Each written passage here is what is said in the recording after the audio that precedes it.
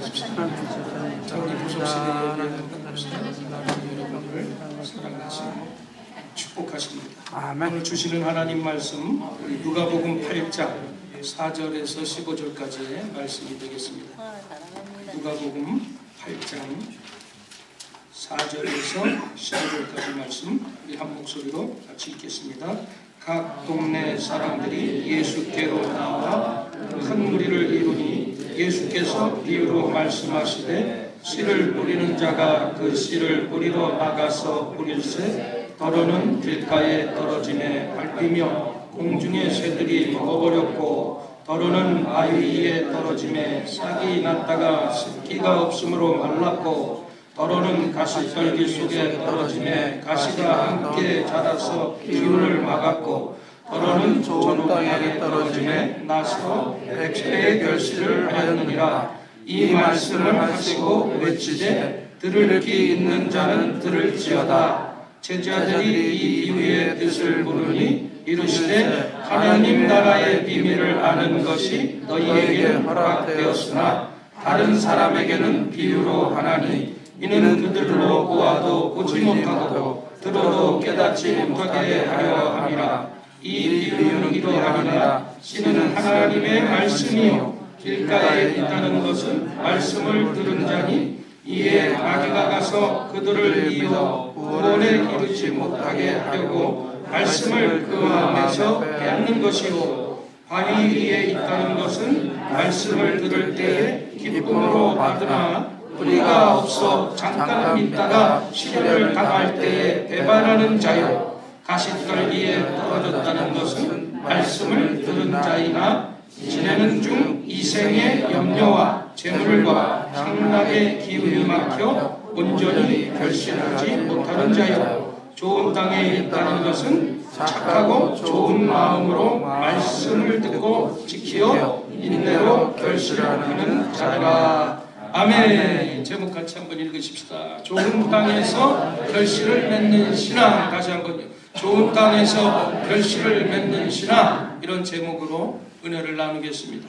이 본문은 우리의 신앙의 열매를 맺기 위해서 필요한 것이 무엇이고 우리가 그리스도인의 삶의 기초가 무엇인지 중요하게 알려주시는 그 교훈의 말씀이 들어 있습니다.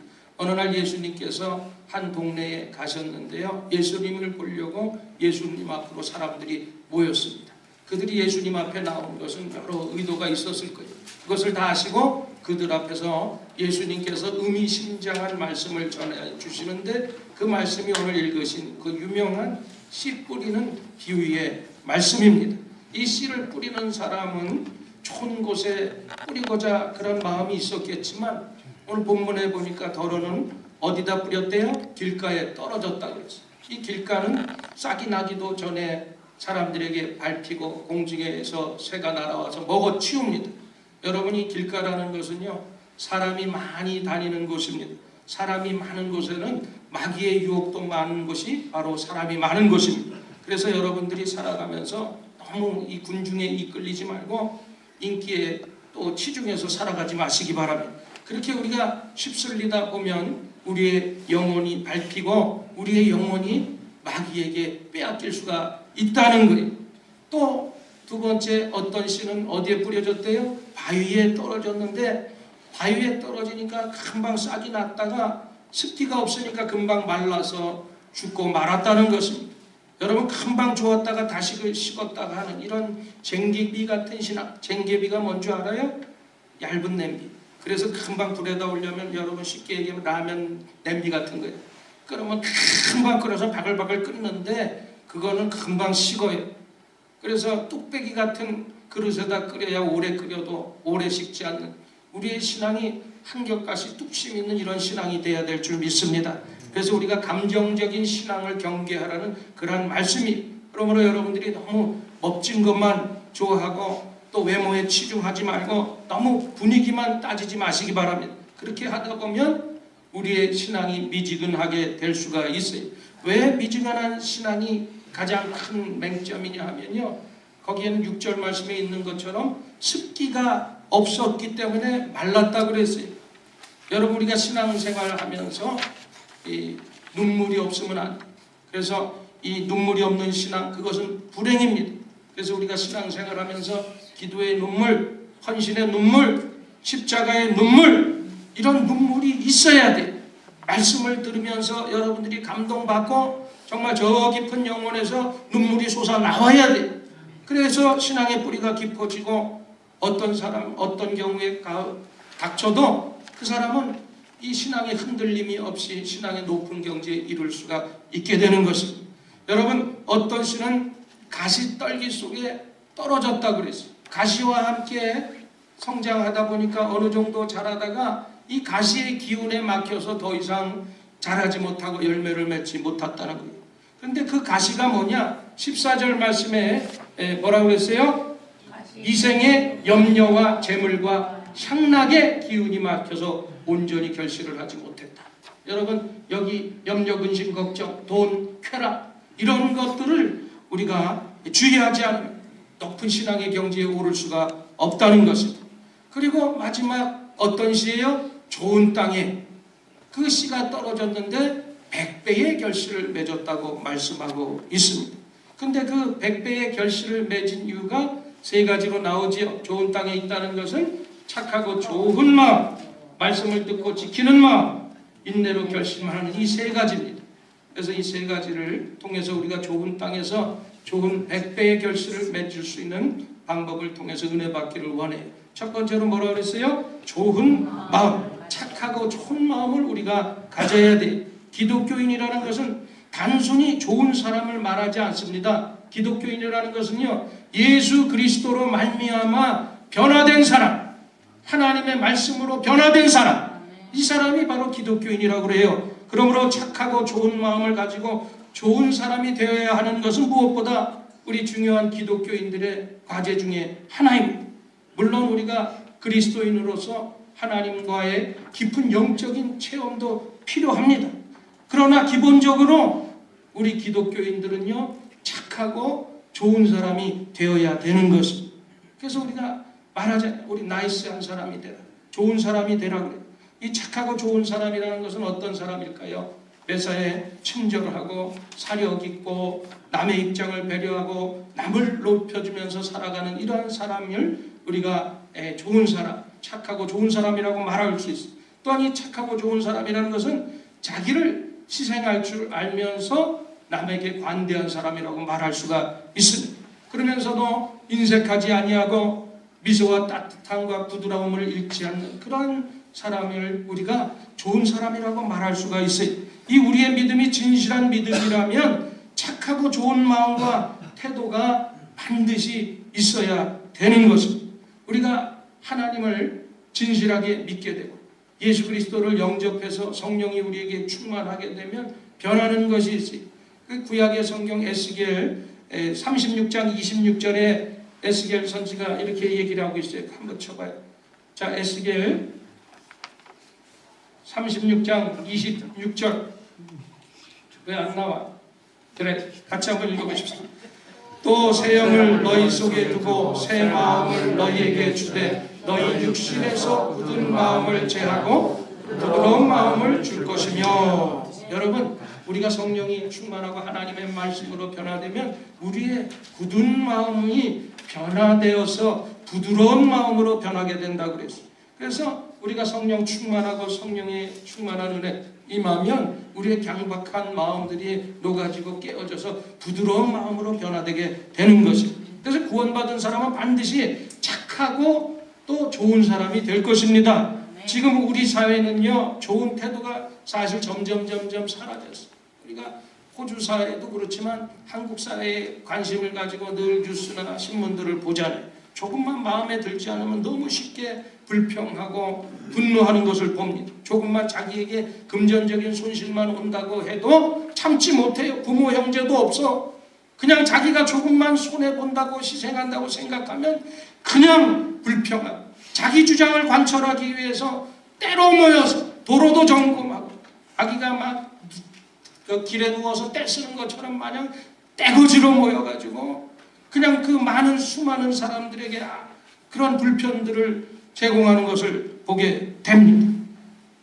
한국이 지금 그 부동산 값이 청정부지로 올라가지고 그것을 잡으려고 9.13 대책도 정부에서 마련하고 그냥 집값이 이제는 뭐 살 수가 없어요. 그러니까 그런 대책을 마련해도 보니까 아파트에서는 담합을 해가 얼마 이상에는 아파트 값을 내놓지 않는다. 허위 매매도 하면서 이 집단 이기주의들 때문에 어떻게 할 도리가 없는 것을 봐요. 그런 현상이 심하니까 어떤 분이 얘기를 하더라고요. 한국 사회는 헌법 위에 하나의 법이 있는데 그 법이 뭐냐? 때법이다. 그냥 때로 몰려서 그냥 데모하면 다 통과되는 걸로 알고 있어요. 이런 상황에서 우리 믿는 사람들은요, 조금 개인적으로 손해가 본다고 해도 희생할 줄 알아야 돼. 그리고 좋은 태도를 잃지 말아야 됩니다. 그런데 안타깝게도 우리 믿는 사람들 중에서도 착하고 좋은 태도를 점점 상실해가고 있다는 사실. 이제 우리가 좀 더 착하고 좋은 사람이 돼야 될 줄 믿습니다. 여러분, 그래서 이 착하고 좋은 행동은 교회 내에서뿐만 아니라 우리의 일상생활에서도 계속적으로 돼야 돼. 여러분들이 만약에 한국에서 보면 막 교회에서 단체로 많이 와요. 그래서 식당에 들어가서 기도합니다. 그러면서 기도 끝나고 종업원들이 믿지 않는 사람들이 볼 때 기도로 끝났는데 그냥 종업원들한테 막 대하는 사람들이 있어요. 그 사람 다 인격이야. 너무 갑질하는 거예요. 그래서 막 말 함부로 하고 그러면 그 사람이 생각할 때 그 사람이 하나님을, 예수님을 믿겠어요? 안 믿겠어요? 그러니까 우리는 이 믿음과 행동을 분리시키지 말아야 됩니다. 그리고요, 우리가 착하고 좋은 사람이라는 것은 약속도 잘 지키는 사람을 우리가 좋은 사람이라고 말할 수가 있어요. 예배도 약속이. 그래서 예배 시간도 잘 지켜야 되는 거예요. 또 성가대도 성가대 연습 시간 잘 지켜야 돼요. 여러분, 이 모든 것이 약속입니다. 그래서 그 약속을 지키려는 마음도 바로 좋은 마음이. 그리고 교회 생활을 위해서 행사들을 위할 때 우리가 같이 보조를 맞출 줄 아는 마음, 그것도 좋은 마음입니다. 왜냐하면 교회는 혼자 충성하는 것이 아니기 때문에 서로 보조를 맞춰가면서 일을 진행하고 이끌어 가야 돼. 그래서 우리가 간혹 보면 주변에 연약한 사람들이 보이잖아요. 그렇다고 해서 그 사람을 향해서 이 헌신하지 않는다고 비판하지 말고 그런 마음이 들 때는 내가 너무 앞서가는 것이 아닌가 하면서 자기를 한번 돌아봐야 돼. 또 반대로 충성하는 사람들이 보면 너무 앞서간다고 설친다고 뒤에서 숨보지 말고 그런 부분들이 보이면 스스로가 나도 저 사람처럼 더 열심히 헌신해야 되겠다, 이런 마음을 가지고 자기를 자성하는 마음을 가지는 그런 사람이 좋은 사람의 모습인 것입니다.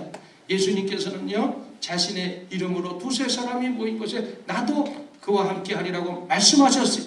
우리가 예수님의 이름으로 같이 손잡고 기도하고 예수님의 이름으로 모여서 같이 봉사하는 그런 마음, 좋은 마음을 가지면 주님께서 그 장소에 그 자리에 반드시 함께 해주실 줄 믿습니다. 그런 좋은 모습은 우리 믿지 않는 사람들을 전도하기 위해 꼭 필요한 마음이고 필수 조건인 것입니다. 그래서 우리가 그리스도인이 된다는 것은 그 중요한 내용이 있는데 우리의 성향이 좋게 착하게 변화된다는 점이 있는 것입니다. 그래서 여러분들이 착하고 좋은 마음을 가지면 우리 생활 가운데 우리 신앙에 반드시 100배의 축복의 결실이 맺을 것을 믿으시기를 바랍니다. 그 다음에 우리가 좋은 땅에서 좋은 결실을 맺기 위해서 15절 말씀에 다시 뭐라고 그랬어요? 15절 말씀에 보니까 착하고 좋은 마음으로, 또 두 번째는 어떻게 해야 돼요? 말씀을 지켜야 된다고 말씀했어요. 여러분, 우리가 신앙생활의 가장 핵심적인 것이 무엇입니까? 예배를 통해서 하나님의 말씀을 듣고 그 말씀대로 사는 거예요. 그래서 오늘 본문 8절이나 15절 말씀에 분명히 말씀하고 있어요. 말씀을 듣고 지키는 자는 좋은 결실을 맺는다. 네. 여러분, 이 예수님은 진리, 또 하나님의 말씀이 진리입니다. 그래서 예수님께서 요한복음 8장 32절에 뭐라 그랬어요? 진리를 알지니 진리가 너희를 자유케 하리라고 말씀하고 있습니다. 말씀을 빨리빨리 쳐야 같이 읽어.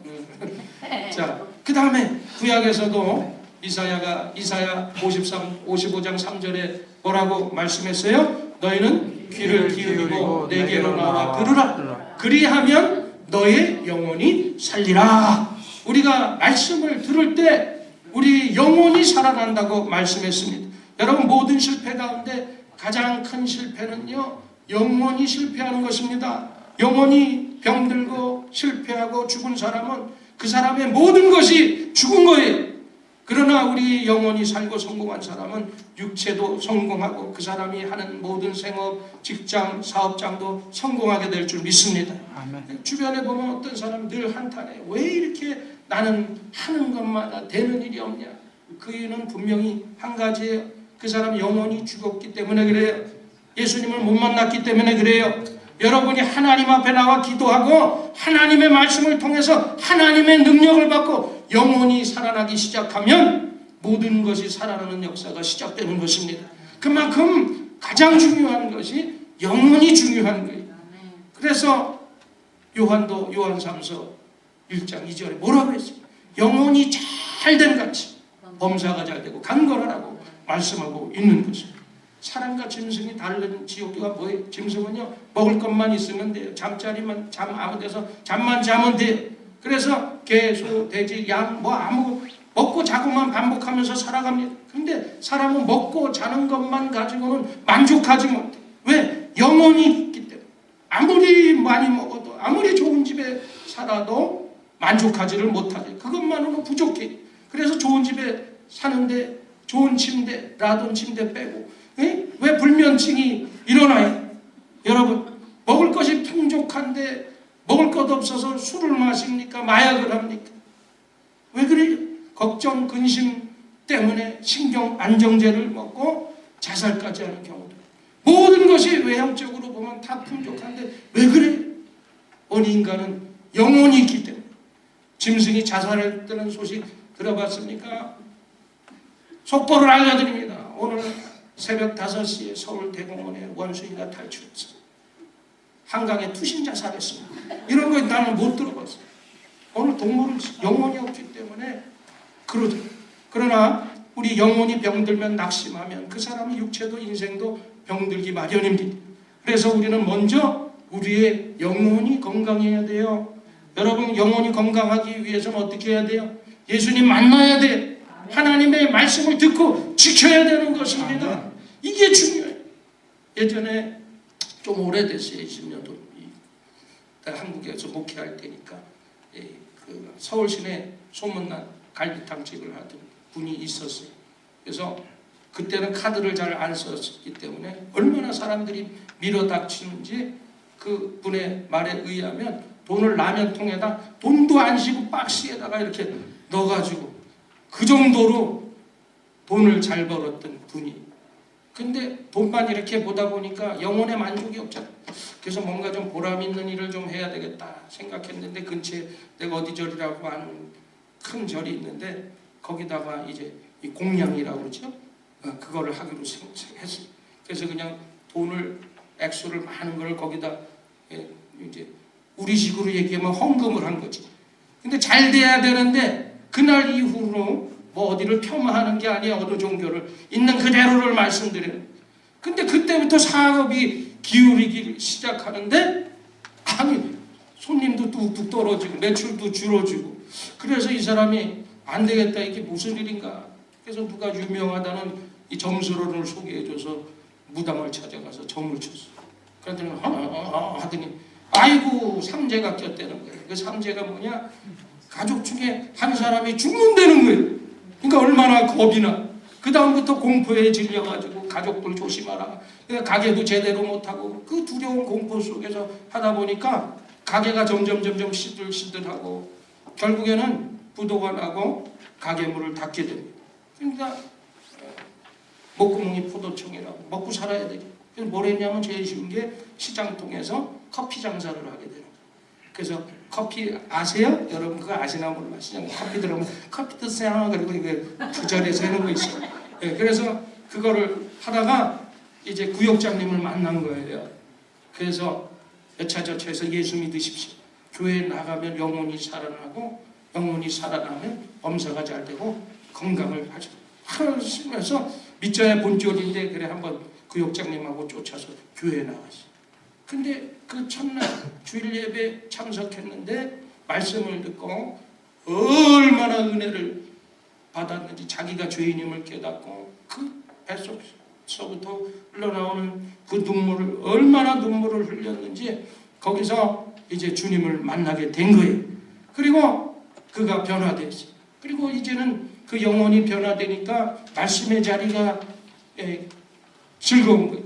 그래서 주일 예배만 가지고 안 되겠다. 그래서 수요 예배 나가죠. 철야 예배 나가죠. 구역 예배 나가죠. 모임이란 모임을 다 열심히 나가다 보니까 그냥 그 사업부도 때문에 우라병이 있었는데 우라병도 치료받고 신경통도 치료받고 그러다가 하나님이 영광을 위해서 살아가겠다는 그런 마음을 가지고 장사하다 보니까 다시 배운 게 도적질을 하고 갈비탕집을 또 열었어요.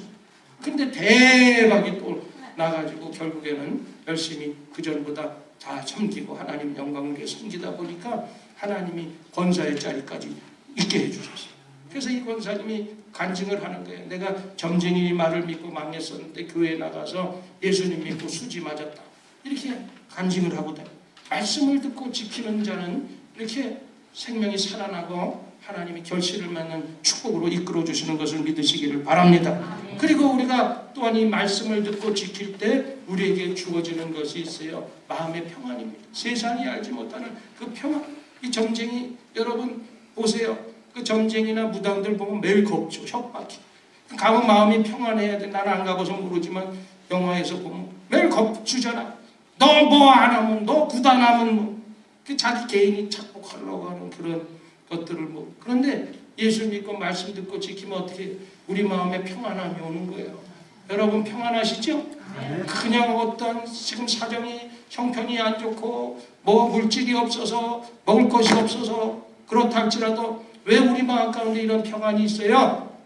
바로 말씀이 우리 안에 계시고 그 말씀을 듣고 지키고 그 말씀을 따라 순종할 때 하나님이 우리에게 100배의 결실을 맺어줄 것을 믿기 때문인 것입니다. 여러분들이 하나님의 그러한 귀한 말씀을 듣고 지키다가 이러한 축복의 열매들이 다 맺게 되기를 주님의 이름으로 축원을 드립니다. 그 다음에 이제 세 번째로 우리가 말씀을 듣고 지킨다 그래서 금방 열매를 맺을 수 있는 것은 아니에요. 그래서 필요한 게 뭐예요? 인내해야 된다는 거예요. 되게 좋은 열매를 맺기 위해서는 이런 시간이 필요합니다. 그래서 스펄전 목사님도 얘기했죠. 사람은 조급해서 늘 덜익은 사과를 자꾸 따먹으려고 그러는데 하나님께서 가장 잘 익은 당도 높은 그러한 사과를 우리에게 주시기를 원한다. 그러니까 인내해야지. 그거 못 기다려가서 그냥 익지도 않은 거 따먹고 맛도 없고. 그러니까 여러분 우리가 인내가 좋은 열매를 맺게 되는 줄 믿습니다. 이 인내하는 시간에 우리가 딴짓하지 말고 기도의 시간을 가지면 얼마나 좋겠어요. 그러니까 교회 생활을 하다 보면 누가 행복합니까? 십자가를 기쁘게 지고 또 인내하는 사람입니다. 그 십자가의 피가 없으면 사실은 애정도 없고 결실도 없어요. 교회를 위해서 우리가 헌신의 피를 흘려보고 또 인내의 길을 지나본 사람만이 교회의 사랑을 알고 교회를 통해서 행복을 알아가게 되는 것입니다. 그래서 예수 믿는 것이 쉬운 것이 아니에요. 예수님 때문에 교회 때문에 우리가 고통도 받고 또 어려움도 당하고 이 모든 것을 인내하면서 이겨낼 때 교회에 대한 더 애정, 애착이 있게 되고 하나님의 사랑에서 우리가 떠나지 않게 되는 것입니다. 그래서 십자가는 내 영혼은 살리는 길이 십자가가 없으면 참 편한 것 같고 살 것 같지만 오히려 우리의 영혼이 점차 죽어가는 과정이 그러니까 여러분 이제 내가 여태까지 열심히 쎄 빠지게 봉사했으니까 좀 쉬어야지 하면 여러분 신앙도 죽고요. 영혼도 죽게 돼 있어요. 그러므로 무슨 일이 있어도 여러분들이 교회 봉사 포기하지 말고 헌신도 포기하지 말고 기도도 포기하지 말고 기쁨도 포기하지 말고 여러분들이 열심히 주를 위해 인내하며 헌신하게 되시기를 바랍니다. 아멘. 교회의 뒷자리는요 우리가 있어야 될 자리가 아니에요. 여러분이 빨리 앞자리로 나와야 돼요. 여러분이 외로운 것은 왜 외로운 줄 알아요? 같은 공동체에서 신앙생활하는데 왜 나만 외로울까? 여러분 앉아있기 때문에 그래요. 이제는 그 앉은 자리에서 일어나야 돼요. 열심히 봉사하고 헌신해야 돼요. 헌신하는 영혼이 건강한 영혼인 것입니다. 때로는 너무 환경이 어려워서 봉사가 힘들 때가 있습니다. 그때 주님을 생각해야 돼요. 주님의 십자가를 생각해야 돼요. 그리고 내 영혼을 생각하고 내 목적을 생각하고 내 사명이 무엇인가를 생각하고 나를 향한 주님의 기대가 무엇인가를 우리가 깊이 생각해야 돼요. 주님께서 왜 십자가에서 모욕을 당하셨을까? 왜 채찍에 맞으셨을까? 머리에 가시관을 씌우시고 피를 흘리시기까지 왜 그런 고통을 당하셨을까? 바로 우리를 위해 그 고생을 하신 그 주님을 의지하고 그 주님을 생각하면서 우리가 주님을 조금 더 인내하고 조금 더 참고 견디시기를 바랍니다. 인내하는 영혼은 결국에는 좋은 100배의 결실을 맺는 축복의 열매가 맺어지게 될 줄 믿습니다. 우리가 왜 불평이 나오느냐? 십자가를 지지 않으려고 자꾸 그러면 불평이 나오는 거예요. 여러분, 그러나 자기를 죽여서 충성하고 또 교회를 붙들고 울어본 사람은 불평이 안 나와요. 어떠한 어려움 속에서도 인내로 십자가를 지게 돼 있는 것입니다. 여러분, 이제는 더 이상 핑계와 변명을 대지 마세요. 아이들이 어리기 때문에 나 지금 할 수 없습니다. 집에 우한 때문에 내가 할 수 없습니다. 사업이 너무 바쁘기 때문에 내가 할 수 없습니다. 남편이 싫어하기 때문에 내가 할 수 없습니다. 이런 말 하지 마세요. 오히려 남편도 예수님의 사랑으로 정복하지 못한 그런 모습을 자기가 깨닫고 반성하면서 하나님 앞에 더욱더 매달려야 되는 것입니다. 여러분, 이제는 불평의 근원이 저 사람 때문이다. 그렇게 얘기하지 마. 나 때문이다. 이렇게 생각해야 돼요. 내가 십자가를 지지 못해서 이런 일이 일어났다. 내가 그 사람을 실망시킨 것이다. 그 모든 불행의 원인이 결국엔 다른 사람에 있는 것이 아니라 나에게 있다. 이런 생각을 가지고 이제 핑계거리 또 변명들을 멀리하고 묵묵히 충성하고 인내하는 자에게 하나님께서 약속하신 축복의 열매를 맺어주실 줄 믿습니다. 여러분, 어떤 어려움 속에서도 낙심하지 마세요. 소망을 가지시고요. 긍정적인 마인드를 가지시고요. 감사하는 마음 가지고 신앙생활하게 되시기를 바랍니다. 우리 그리스도인들은 어떤 환경 속에서도 희망이 없는 사람처럼 살아서는 안 되는 것입니다. 그래서 베드로 사도도 베드로전서 1장 3절에 뭐라 그랬어요? 자, 베드로전서 1장 3절 딱 나와야지. 자, 같이 읽습니다. 찬송하리로다 우리 주 예수 그리스도의 아버지 하나님이 그 많으신 긍휼대로 예수 그리스도의 죽은 자 가운데서 부활하심으로 말미암아 우리를 거듭나게 하사 산 소망이 있게 하셨다. 예수 그리스도의 죽은 자 가운데 부활하심으로 말미암아 우리를 거듭나게 하시고 우리에게 산 소망을 주셨다고 말씀하셨어요. 이제 우리는 어떤 경우에도 어떤 상황을 부정적으로 봐서는 안 되는 것입니다. 우리가 절망하는 거 쉽습니다. 세상이 얼마나 나쁘냐고 말하는 거 쉽지만 그 방법은 성도의 길이 아니에요. 우리는 이 세상에 뿌리를 내리고 사는 사람이 아니라 어디에 뿌리를 내려요? 저 하늘에 영생에 뿌리를 내리고 사는 사람입니다. 그렇기 때문에 현재만 보고 낙심하지 말고 여러분들이 소망을 가지고 살아가게 되시기를 바랍니다.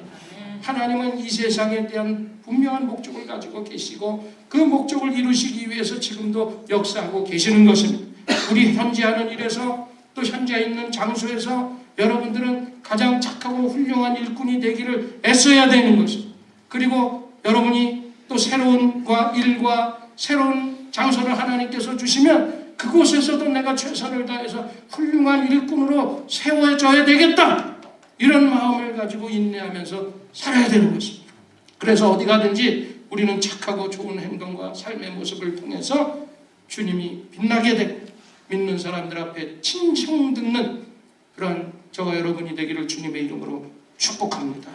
우리 그리스도인들은요 항상 긍정적이고 낙관적이에요. 왜냐하면 이 세상은 우리 하나님 아버지의 세상이고 우리 아버지가 모든 상황을 지금 컨트롤하고 계세요. 그러니까 여러분이 걱정하시면 안 돼요.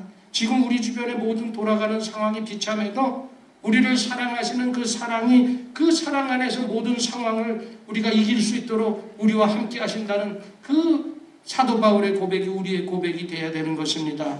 왜냐하면 하나님에 의해서 우리는 돌봄받는 존재이고 돌보심 받는 존재이기 때문에 하나님 앞에 맡기고 하나님을 의지하면 되는 것입니다. 우리가 하나님의 사랑받는 존재라는 사실만큼 우리가 긍정적인 삶, 또 행복한 삶을 살게 하는 방법도 없어요. 그러니까 그런 마음을 가지시고 사랑하시는 그 하나님께서 모든 상황을 조종하고 계시다면 우리는 충분히 어떠한 상황 가운데서도 인내할 수가 있고 결국 그 인내를 통해서 반드시 좋은 열매가 맺어지게 될 줄 믿습니다. 말씀을 맺습니다. 여러분, 우리가 그리스도인으로서 좋은 열매를 맺으면서 살아야 되는데 그러기 위해서는 항상 착하고 좋은 마음을 가지시기를 바랍니다.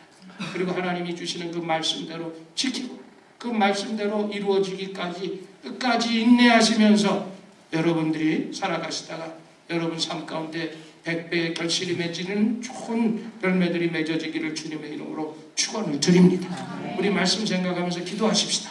오늘 하나님 앞에 나왔습니다. 오늘 하나님 앞에 착하고 또 좋은 마음 가지고 말씀대로 살아가다가 또 하나님 좋은 열매 맺기를 원합니다. 그동안 내가 조급했고 인내하지 못했고 또 남 탓했고 핑계했고 변명했던 나의 모든 신앙의 모습들을 제하시고 이제 다시 주님 앞에 정말 더 가까이 나가서 하나님이 기뻐하시는 신앙의 사람으로 또 좋은 열매 맺는 삶을 살게 하여 주시옵소서. 말씀 생각하며 주여 성창하고 기도합니다. 주여 주여 주여. 아버지 하나님 감사합니다. 하나님께서